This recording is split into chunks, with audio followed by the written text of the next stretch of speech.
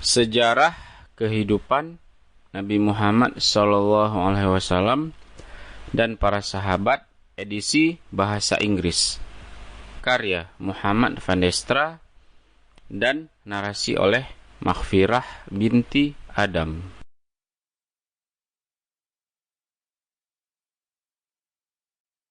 Chapter 1.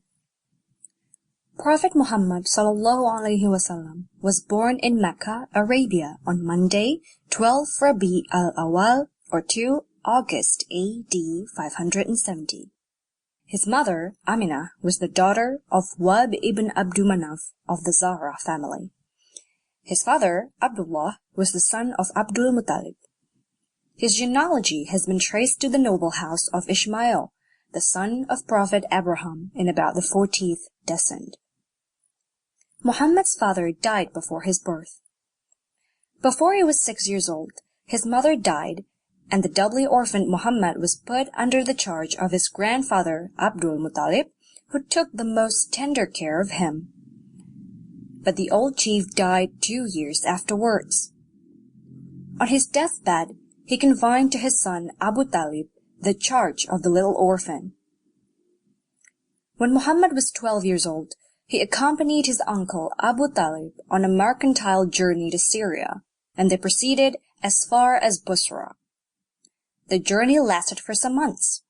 It was at Busra that the Christian monk Bahira met Muhammad.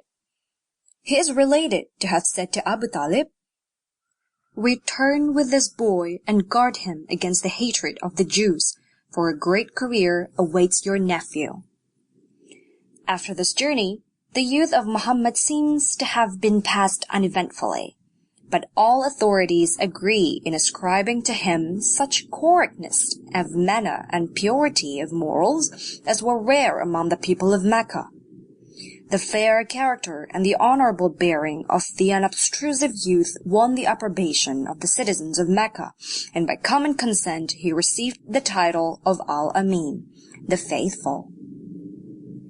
In his early years, Muhammad was not free from the cares of life. He had to watch the flocks of his uncle, who, like the rest of the Bani Hashim, had lost the greater part of his wealth. From youth to manhood, he led an almost solitary life. The lawlessness rife among the Meccans, the sudden outburst of causeless and bloody quarrels among the tribes frequenting the fair of Okad, the Arabian Olympia, and the immorality and skepticism of the Quraysh naturally caused feelings of pity and sorrow in the heart of the sensitive youth. Such scenes of social misery and religious degradation were characteristic of a depraved age. When Muhammad was 25 years old, he traveled once more to Syria as a factor of a noble and rich Qurayshi widow named Khadija, and having proved himself faithful in this commercial interest of that lady, he was soon rewarded with her hand in marriage.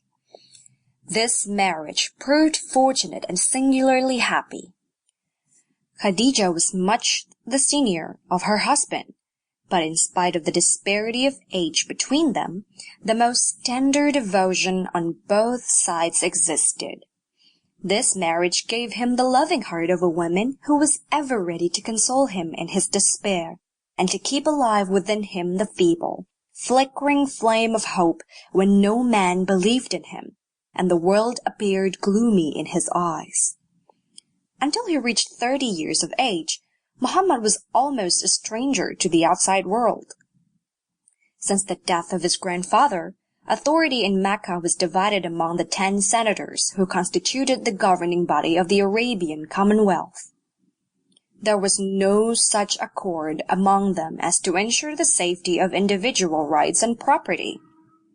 Though family relations afforded some degree of protection to citizens, yet strangers were frequently exposed to persecutions and oppressions. In many cases they were robbed, not only for their goods, but even of their wives and daughters. At the instigation of the faithful Muhammad, an old league called the Federation of Fudul, favor was revived with the object of repressing lawlessness and defending every weak individual, whether Meccan or stranger, free or slave. Sample complete. Ready to continue?